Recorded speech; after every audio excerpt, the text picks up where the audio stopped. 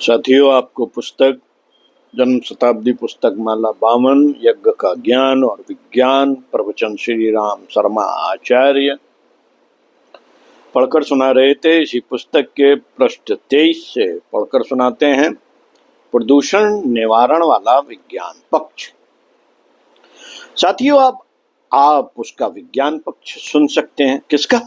यज्ञ का, जिसका हम प्रचार करने वाले हैं और जिसके लिए 24 लक्ष्य का पुरुषण करने के लिए आपको भेजने वाले हैं। हर जगह आपको यज्ञ करने का और यज्ञ कराने का मौका मिलेगा और आपके व्याख्यान करने पर जनता आपसे पूछेगी कि किस लिए आप हवन करा रहे हैं, हवन से क्या फायदा हो सकता है। ज्ञान पक्ष के नाम पर ये बातें हैं जो मैं आपसे निवेदन कर रहा हूं, आप लोगों को बता सकते हैं। अब यज्ञ का एक और पक्ष शुरू होता है। यज्ञ का अग्निहोत्र का विज्ञान पक्ष क्या है बेटे? यज्ञ का विज्ञान पक्ष यह है कि हम इस संसार में गंदगी फैला रहे हैं। आप इस संसार को मान लीजिए कि यह एक अच्छा खासा तालाब है। इस तालाब में हमारा क्या काम है? जिस दिन से हमने जन्म लिया उस दिन से गंदगी फैला रहे हैं। कैसी गंदगी फैलाते हैं? हमारे शरीर में जितने भी सुराख हैं सब गंदगी थूकते रहते हैं। हमारे मुंह से थूक निकलता रहता है, नाक में से जो सांस निकलती है, आप पता लगा लीजिए, इसमें गंदी हवा रहती है। हम ऑक्सीजन खाते रहते हैं और हमारी नाक बराबर खराब हवा थूकती रहती है। हमारे मुंह से बदबू निकलती रहती है और कफ निकलता रहता है, लार निकलती रहती है और पानी निकलता रहता है। और नीचे वाले हिस्से तो निरंतर गंदगी फैलाते रहते हैं। हमारा एक सुराख टट्टी फैलाता रहता है और एक पेशाब उगलता रहता है, दूसरे छिद्र पसीने की बदबू फैलाते रहते हैं। हमारे शरीर में इतने ढेरों के ढेरों सुराख हैं जो सब बदबू निकालते हैं। आदमी क्या निकालता है? बदबू। आदमी क्या है? बदबू। इसलिए इस कमबख्त को बार बार स्नान कराना पड़ता है। कभी तेल चुपड़ना पड़ता है, कभी कोई पाउडर चुपड़ना पड़ता है, कभी इत्र फुलेल चुपड़ना पड़ता है। मित्रों, यह बदबू का टोकरा है। कहीं ऐसा ना हो कि इसकी वास्तविकता का पता चल जाए, इसलिए इसके ऊपर लीपापोती करते रहते हैं। गंदी जगहों पर फिनाइल डालते रहते हैं, जिसकी गंद की वजह से बदबू दब जाती है। फिनाइल डालने का यही मतलब है ना? हाँ साहब, यही मतलब है। और बेटे, ये जो सेंट लगाते रहते हैं, यह किस लिए लगाते हैं? इसलिए कि शरीर में 24 घंटे जो बदबू निकलती रहती है, उस बदबू का किसी को पता न चले और यह बदबू खुशबू में चली जाए। अच्छा, तो आप चालाकी कर रहे थे। बिल्कुल, हमारा और कोई मतलब ही नहीं था, नहीं तो हम सेंट क्यों लगाते? इस सुपर लक्स साबुन क्यों लगाते? हम तो इसलिए लगाते थे कि 24 घंटे यह जो बदबू निकलती रहती है, इसे किसी तरह से दबाएं तो सही और लोगों को पता ना चले, मालूम ना पड़े। सांस में से बदबू आती है, इसलिए पान खाते हैं, इलायची चबाते रहते हैं और बहुत सी चीजें चबाते रहते हैं, क्योंकि हमारे मुंह में से बदबू निकलती रहती है, जिसकी किसी तरीके से रोकथाम हो जाए। अच्छा, अब मैं समझ गया। 24 घंटे बदबू उगलने वाला इंसान सारी की सारी हवा में कितनी गंदगी फैलाता होगा। अगर कभी आप बैठें और गणित के हिसाब से देखें कि हर क्षण इन सारे के सारे सुराखों से, जिसमें पसीने के सुराख भी शामिल हैं, कितनी सारी बदबू निकलती है और आदमी अपनी संपूर्ण जिंदगी में कितनी सारी बदबू निकाल देता है। साथियों, यज्ञ एक प्रकार से सफाई टैक्स है। आपके शरीर में से 24 घंटे बदबू निकलती रहती है, आप इसका सफाई टैक्स अदा कीजिए। सफाई टैक्स आवश्यक है। हाँ भाई साहब, सफाई टैक्स आवश्यक है। ये सफाई टैक्स आप नहीं देते हैं तो चुंगी वाला आपको गिरफ्तार करेगा, समाज आपकी निंदा करेगा और आप आध्यात्मिक दृष्टि से भी गुनहगार साबित होंगे। अतः आप टैक्स अदा करें, ताकि जिस हवा में से आपने अच्छी हवा अच्छी हवा लेकर के खराब हवा पैदा कर दी है, उसके स्थान पर उसका कर्ज चुका देने के लिए, बैलेंस बराबर कर देने के लिए आपको टैक्स अदा कर देना चाहिए। ये क्या है? ये विज्ञान है। ये विज्ञान है। गंदगी को दूर करने के लिए अच्छी सुगंध फैलाना क्या है?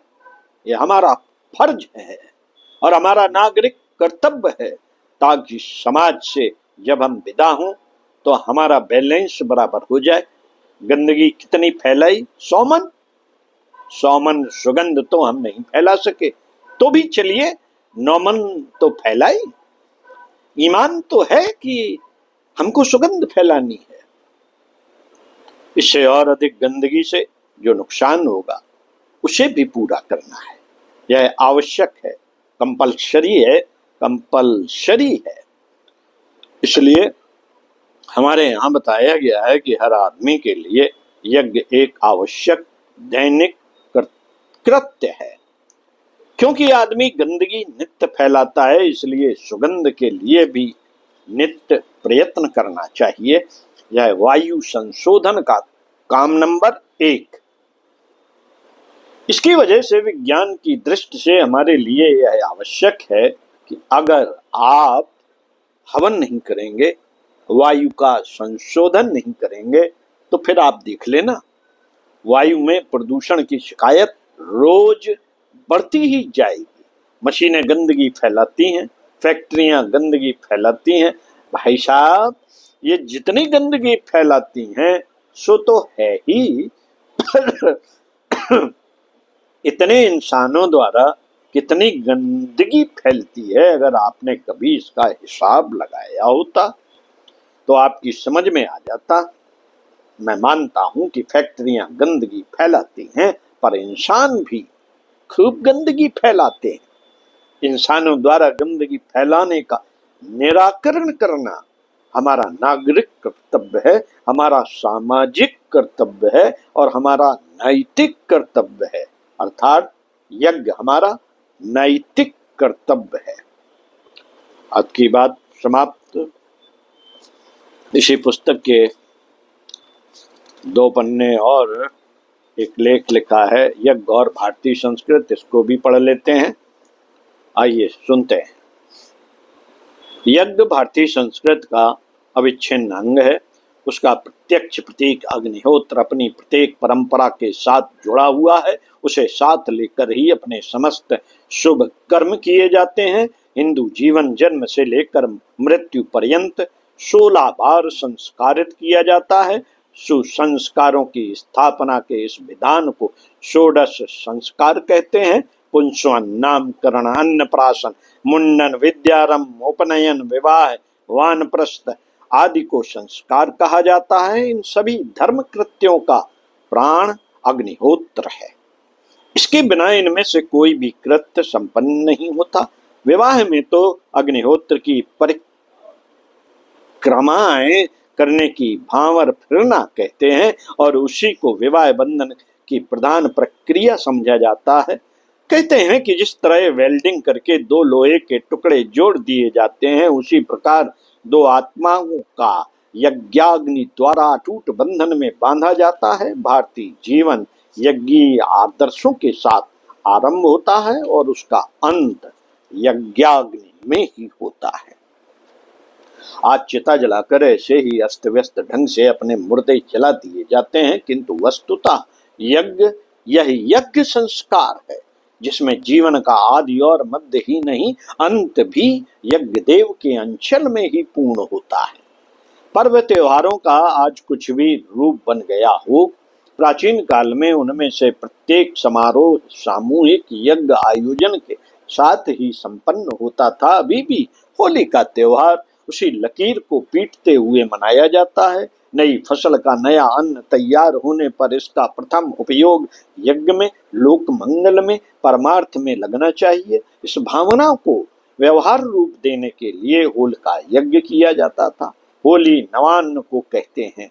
जिस देव दृष्टि में नवान्न हवन प्रमुख हो उसे होली कहते हैं। आज भी किसी प्रकार सामूहिक रूप से आग जलाकर उस पर अनाज की बालें भूनकर चिन्ह पूजा कर ली जाती है, पर यदि गंभीरता पूर्वक देखा जाए तो प्रतीत होगा कि यह विशिष्ट वार्षिक यज्ञ था और उसे पूरे उत्साह के साथ सामूहिक रूप से मनाया जाता था।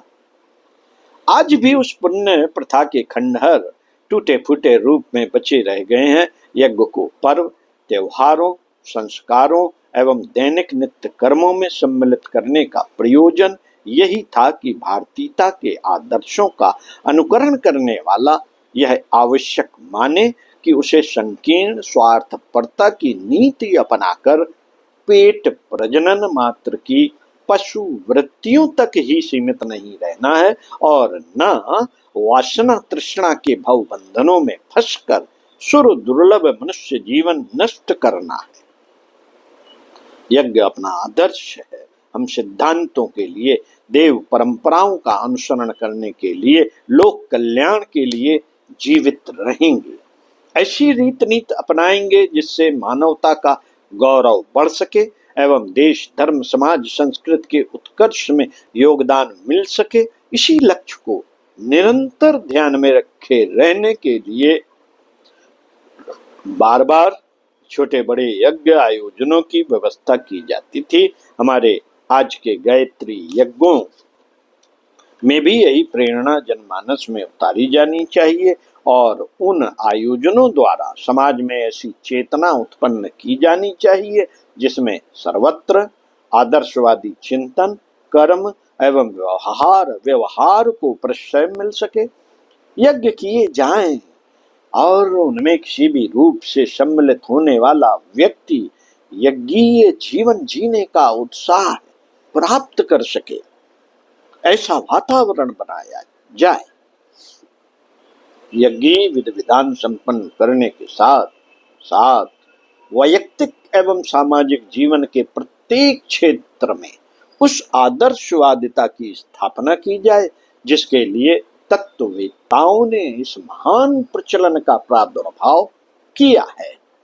वैयक्तिक जीवन में से असंयम एवं अनाचार को ढूंढ निकाला जाए और उसे मेध, अश्वमेध, नरमेध आदि की आलंकारिक प्रेरणा दोहराते हुए यज्ञाग्नि में झोंक दिया जाए। इसी प्रकार सामाजिक कुरीतियों, मूढ़ मान्यताओं एवं अंधविश्वासों को जन्मेजय द्वारा आयोजित नाग यज्ञ की पुनरावृत्ति करते हुए आहुति रूप में होम दिया जाए। यही देव दक्षिणा का स्वरूप है।